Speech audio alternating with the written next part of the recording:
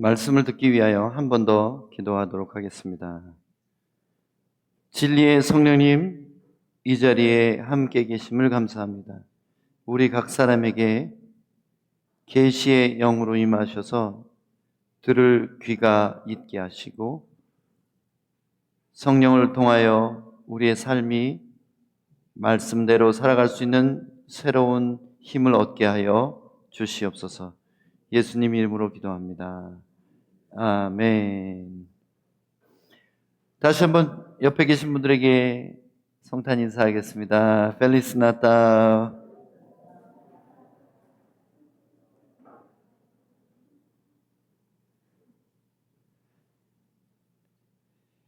오늘 함께 나눌 말씀은 우리가 이 땅을 살아갈 이유라는 제목입니다. 성탄이 가까이 오면은 전 세계 모든 사람들은 마음이 설레기 시작합니다. 1년에 가장 소비가 많이 일어나는 때가 바로 성탄 전후입니다.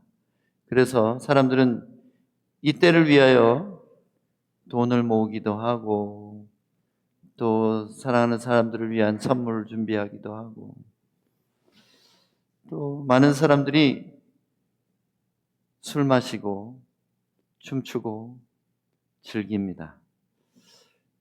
교회도 세상의 문화를 닮아서 성탄을 그저 즐겁게 보내기만을 기다리는 교회들이 있습니다. 특별히 젊은이들과 청소년들이 성탄절을 그저 밤새워 노는 그런 날로 생각하는 경향이 많이 있습니다. 그러나 성탄절은 어쩌면 우리가 기뻐해야 될 날이 아니라 슬퍼해야 될 날일 수도 있습니다. 왜냐하면 예수님이 오셨을 때는 예수님을 그렇게 환영해 주지 않았습니다. 예수님의 생일을 기뻐하지도 않았기 때문입니다. 요한복음에 보면 자기 땅에 오셨는데 백성이 영접하지 않았다고 써 있습니다. 그것도 보통 사람들의 생일이 아니라 보통 어떤 왕자의 탄생이 아니라 세상을 구원하실 하나님의 아들이 사람이 되어서 오신 날을 사람들은 알지 못했습니다. 그저 침대도 아닌 짐승의 밥그릇에 더러운 마구간에 태어나게 두었습니다. 그런데도 마치 뭐가 기쁜지 그렇게 사람들이 기뻐하는 거 보면은 참 본질을 떠났다 이런 생각이 듭니다. 사실은 동방박사들이 보배를 열어서 아기에게 경배한 것처럼 우리도 믿는 자가 되었다면 뭔가를 주님께로 드려야 되는데 우리 삶의 가장 귀한 것을 드릴 필요가 있다는 것입니다. 그래서 성탄절은 예수님께 우리에게 가장 중요한 것, 바로 마음을 드리는 날이 되어야 합니다. 근데 마음을 어떻게 드릴까요? 교회 와서 예배를 잘 드리고 찬양을 진지하게 부르면 마음을 드리는 것이 되겠습니까? 아니요. 그거보다 더 중요한 게 있습니다. 여기 있는 내 형제 중에 지극히 작은 자의 하나에게 한 것이 곧 내게 한 것이라.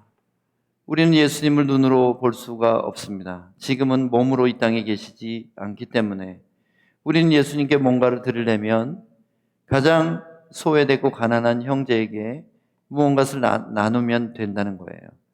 그래서 성탄의 진짜 의미는 가난한 자, 잃어버린 영혼에게 예수님이 오셨음을 알려주고 그들에게 작은 사랑을 나누는 것입니다. 그래서 우리 교회는 벌써 이웃을 위해서 양식들을 나누고 세스타를 나눌 뿐 아니라 24일에 길거리 사람들을 위한 마네토니를 저렇게 밖에 준비하고 쌓아놓았습니다. 우리끼리 서로 축하하고 선물을 나누는 것보다 훨씬 더 중요한 의미가 있다고 생각합니다. 오늘 본문을 보시면 이사야서의 예언입니다. 바로 이 말씀을 마태복음에 예수님께서 인용하셨어요. 메시아가 오시면 이런 일이 일어날 거라는 예언이라는 거예요. 전에 고통받던 자들에게는 흑암이 없으리로다. 옛적에는 여호와께서 스불론 땅과 납달리 땅이 멸시를 당하게 하셨더니 후에는 해변 길과 요단 저쪽 이방의 갈릴리를 영화롭게 하셨느니라. 흑암에 행하던 백성이 큰 빛을 보고 사망의 그늘의 땅에 거주하던 자에게 빛이 비치도다. 전에 멸시받던 스불론과 납달리 땅이 어디입니까?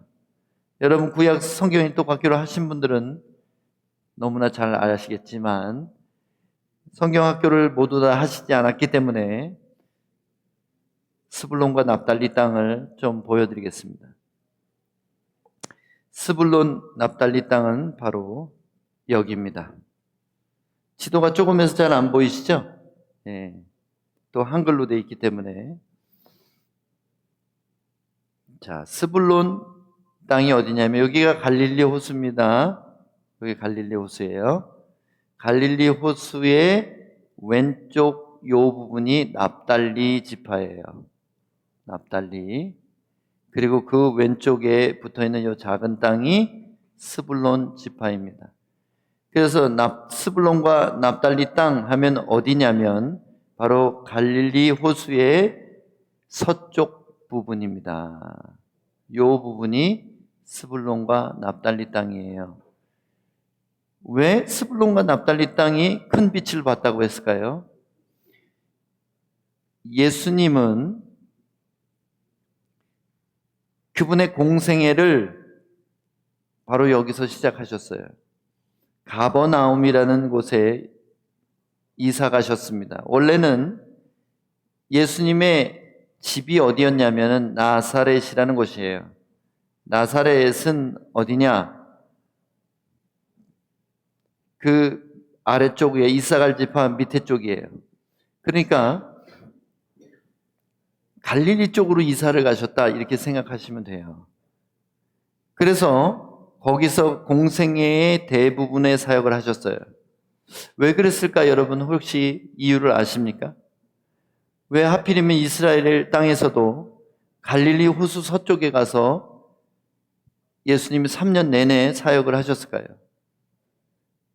혹시 이유를 아실 것 같아요? 왜냐하면 제일 가난한 지역이었어요. 제일 가난하고 제일 핍박받고 제일 침략을 많이 당한 곳입니다. 북쪽에서 그리고 동쪽에서 오는 많은 이방인들의 침략을 받았어요. 북이스라엘이 멸망할 때 아수르가 북이스라엘을 다 흩어서 포로로 끌고 갈 뿐 아니라 거기 남아있는 사람들도 혼혈인이 되도록 다른 지역의 사람들을 데려다가 이방인들 데려다가 결혼하게 했어요. 그래서 혈통적으로도 유대인의 피가 별로 안 남아 있습니다. 정치적으로도 예루살렘과 너무 멀리 떨어져 있기 때문에 중요성을 느끼지 못합니다. 종교적으로도 혼합 종교이기 때문에 예루살렘의 종교인들로부터 철저하게 무시되고 버림받은 곳입니다.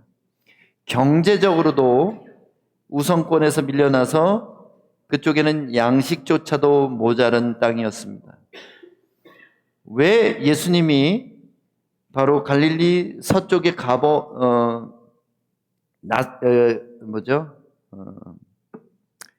갈릴리 서쪽에 오병이어 사건을 왜 갈릴리 서쪽에서 행하셨는지 혹시 아시겠어요?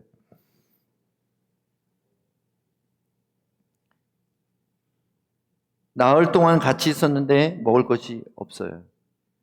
그 얘기는 뭐냐면 원래부터 그들은 먹을 것이 없는 사람들이에요. 소년이 보리떡을 드렸지만 그 보리떡조차도 유대인들이 먹는 제일 값싼 음식, 싸구려 음식이었다는 거예요. 물고기 2마리를 드렸는데 그 물고기가 큰 생선이 아니라 손가락만한 작은 고기였다는 거예요. 근데 그걸 가지고 5,000명 이상을 먹이셨죠. 왜 먹이셨는지 아세요? 기억나세요?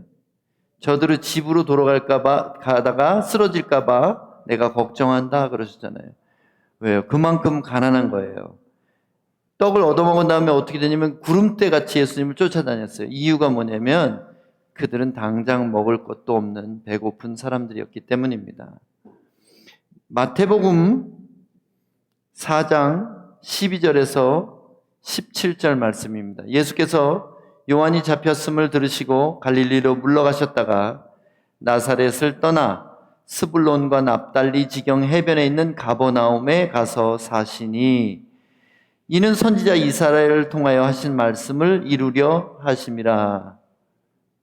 여기 나오죠? 마태복음이 뭐라 그랬어요? 700년 전에, 예수님이 오시기 700년 전에 이사야 선지자가 예언한 대로 스불론과 납달리 땅의 해변에 있는 가버나움에 이사 가셨다. 그 이유는 선지자의 예언을 이루려고 하는 것이다. 15절, 스불론과 납달리 땅과 요단강 건저편 해변길과 이방의 갈릴리여. 놀랍지 않아요? 갈릴리가 이방 땅입니까? 원래 약속의 땅에 포함된 땅이에요. 근데 왜 마태가 이방의 갈릴리라고 말했습니까? 예수님 때는 벌써 유대인 공동체에서 쫓겨났다는 거예요. 너희들은 유대인도 뭣도 아니고 이상한 잡종이야. 너희들은 우상 숭배자고 혼혈이고 가치가 없는 존재들이야. 그래서 이방의 갈릴리라고 말했어요. 남유다 사람들이 북쪽의 사마리아 사람들을 개만도 못하게 여겼거든요. 근데 그 개 중에서도 최고의 개가 바로 갈릴리 사람들이에요. 사마리아는 그래도 이방인 취급을 받았지만 종교적인 중심지가 있었어요. 근데 갈릴리는 그보다 더 북쪽에 있어가지고 아람하고 이미 다 섞여버렸고 아수르하고 혼혈이 돼버렸고 그래서 더 이상 유대인이 아니다고 여겼던 거예요. 16절에 보니까 흑암에 앉은 백성이 큰 빛을 보았고 사망의 땅과 그늘에 앉은 자들에게 빛이 빛이었도다 하였느니라. 이게 바로 메시아가 오셔서 정치 종교적인 중심지에서 사역하지 않으시고 제일 버림받은, 제일 가난하고 제일 혼합된 그곳에 가서 사역하셨다는 것입니다. 17절 보겠습니다. 이때부터 예수께서 비로소 전파하여 이르되 회개하라 천국이 가까웠느니라 하시더라. 이게 바로 세례를 받으신 직후에 하신 일이에요. 예수님이 요단강에서 세례받고 바로 갈릴리로 가셔서 그때부터 복음을 전하기 시작했다 이것입니다. 한번 생각해 보세요. 예수님이 세례받고 갈릴리로 이사하시고 공생의 시작을 갈릴리에서 하셨고 거기서 12제자를 부르셨고 대부분의 사역을 갈릴리에서 하셨어요. 병을 고치시고 귀신을 내어 쫓고 사람들을 먹이시고 말씀을 풀어주신 곳이 바로 갈릴리였다는 것입니다.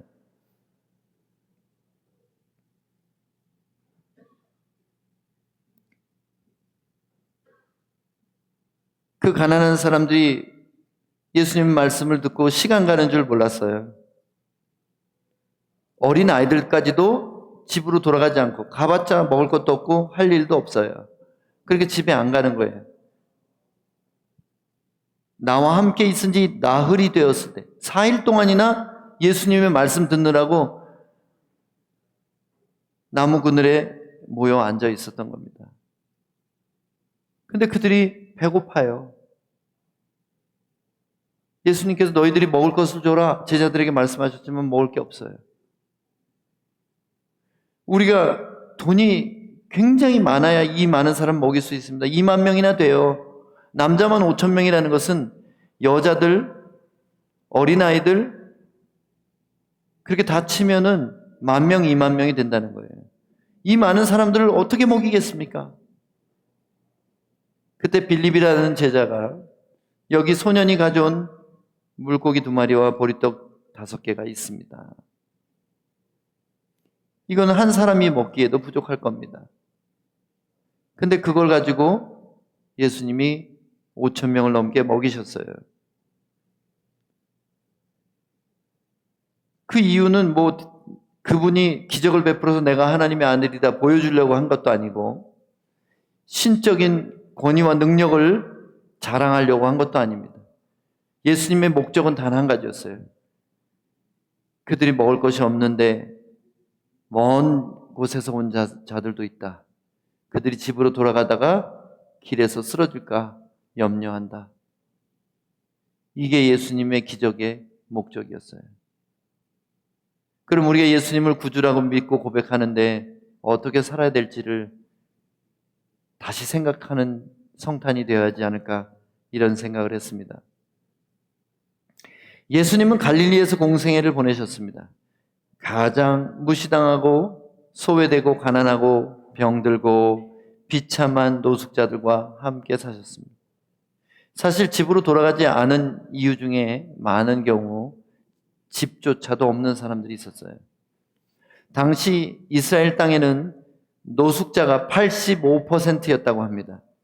자기 집이 있는 사람이 15%밖에 없었다는 거예요. 그래서 사람들은 길에서 잤어요. 나무 그늘에서 자고 뭔가 얻어먹을 것이 있으면 구걸하는 게 그들의 할 수 있는 일의 전부였습니다. 여러분, 1세기 역사학자였던 요세푸스의 기록에 의하면 예루살렘 거주민의 85%가 노숙자였다 합니다. 예루살렘에 사는 사람 중에 85%가 그냥 돌계단에 자는 거예요. 겉옷을 덮고. 성전 미문에 앉은 안진뱅이 그 소경 거지만 있는 게 아니라 그런 사람들이 수두룩했다는 거예요. 그래서 예수님이 지나가면 나사렛 예수여 나를 불쌍히 여기소서 했던 게 다 문둥이들, 병든 사람들, 귀신 들린 사람들, 그런 사람들이 그렇게 구름대같이 쫓아다녔다는 것입니다. 우리의 마음은 정치, 종교의 중심인 예루살렘에 있는가 한번 생각해 보셔야 돼요.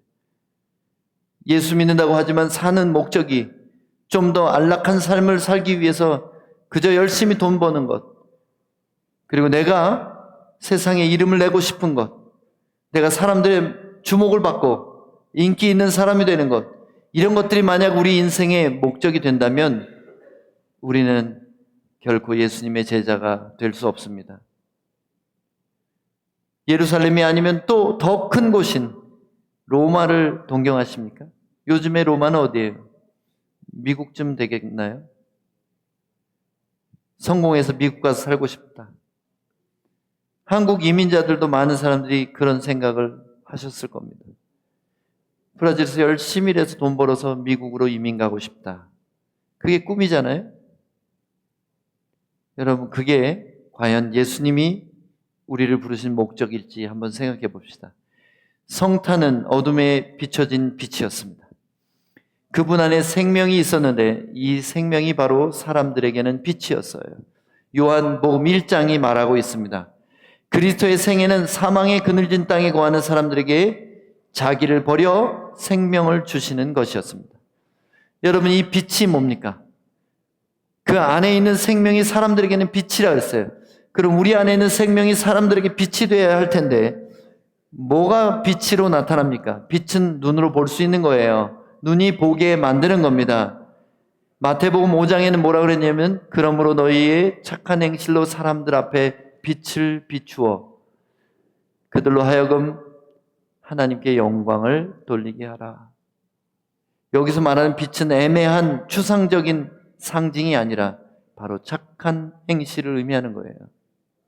예수 안에 있는 생명이 사람들에게 빛이 된 사건이 뭐냐면 바로 십자가 사건이에요.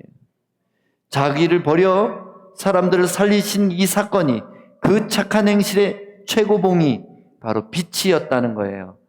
그래서 로마의 가장 끔찍한 사형 도구가 우리에게는 소망이 된 것입니다. 십자가가 뭐 그리 그렇게 아름다운 거예요. 제일 끔찍한 겁니다. 근데 왜 우리는 십자가를 볼 때마다 기분이 묘해지죠? 감사가 우러나오고 다시 하나님을 바라보게 됩니까? 이유가 뭡니까? 십자가에서 행하신 일 때문에 그래요. 십자가 자체가 우리에게 능력이 되는 것이 아니라 예수님이 우리를 위하여 착한 행동을 하셨기 때문입니다. 그의 하나뿐인 생명을 바쳐서 우리를 영원한 죽음에서 구원해 주신 것입니다. 바로 그것이 사망의 그늘에 앉은 백성에게 자기를 버려 생명을 주신 가장 빛나는 십자가의 영광입니다. 또 한 번의 성탄을 맞으면서 우리는 예수님이 오신 이유가 부르심을 받은 우리도 동일한 이유로 살아가야 된다는 것을 깨달아야 된다는 것입니다. 예수님이 세상에 오신 이유처럼 우리도 그 이유로 세상을 살아가야 됩니다. 왜 그럴까요? 예수님은 구원자시지만 우리는 인간이잖아요.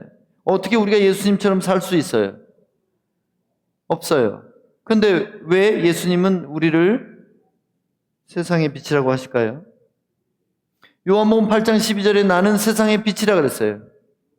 그런데 마태복음 5장 14절에는 너희는 세상의 빛이라고 하셨어요. 이유가 뭐예요? 우리 같은 죄인이 어떻게 빛이 됩니까? 방법이 있죠. 성령 충만하면 됩니다.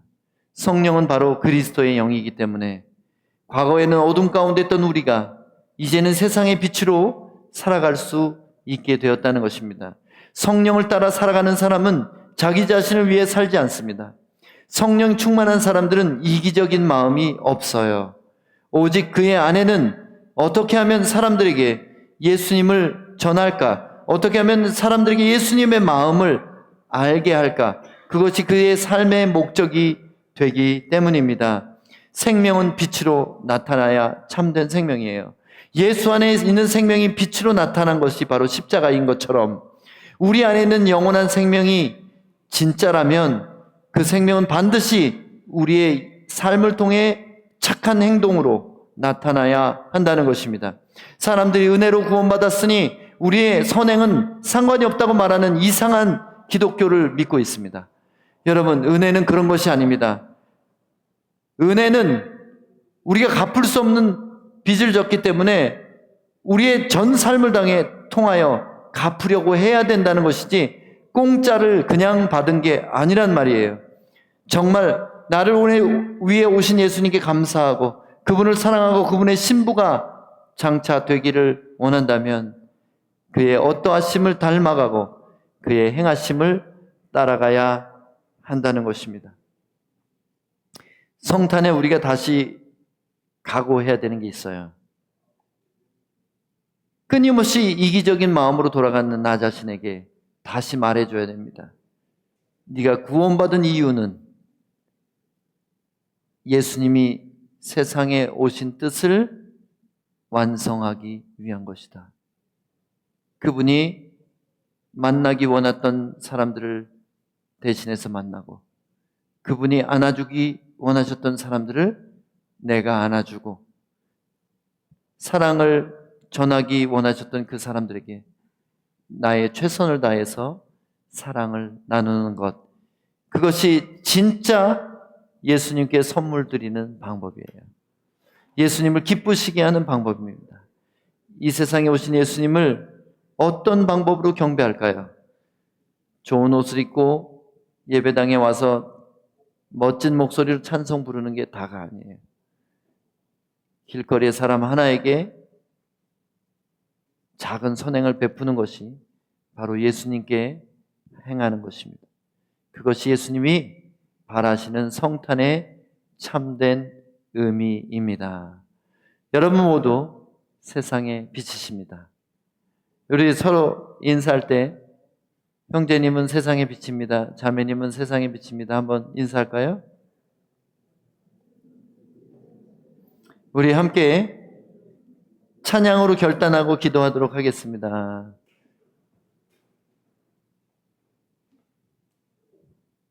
저는 이 찬양의 가사를 너무 좋아합니다.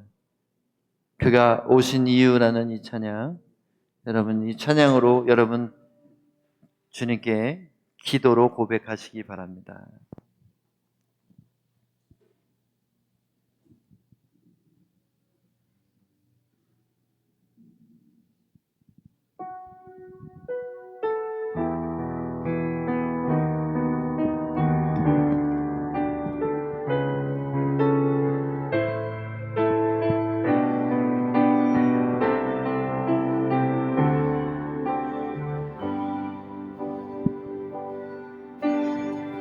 이 세상 가장 아름다운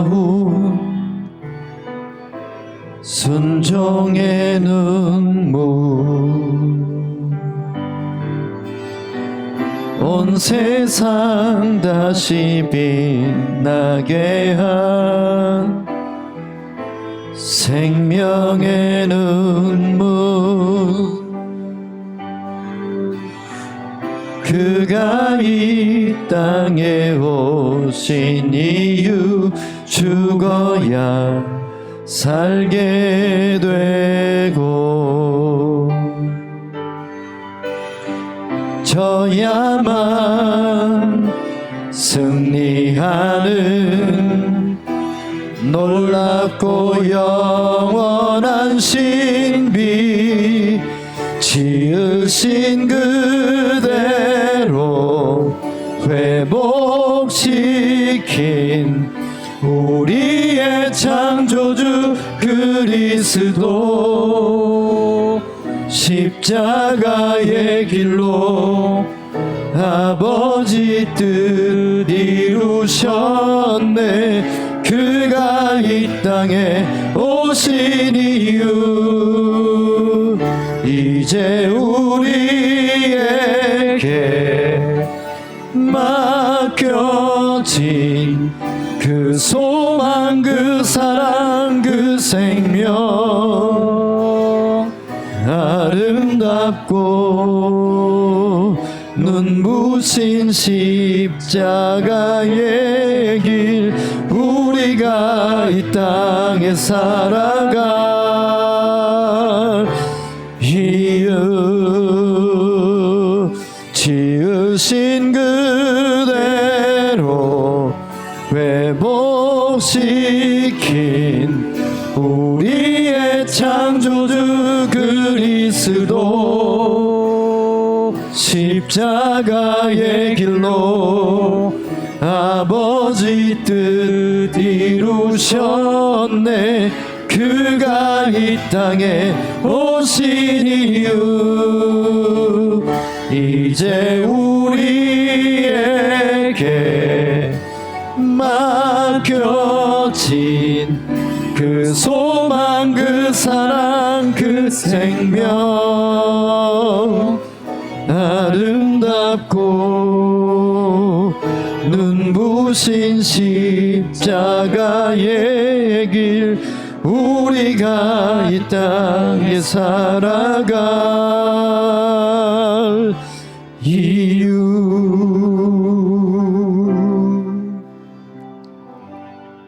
세상의 모든 아기들은 세상을 살기 위해 태어나지만 죽기 위해 세상에 태어난 아기, 십자가를 지기 위하여 세상에 오신 아기, 바로 예수님을 생각합니다.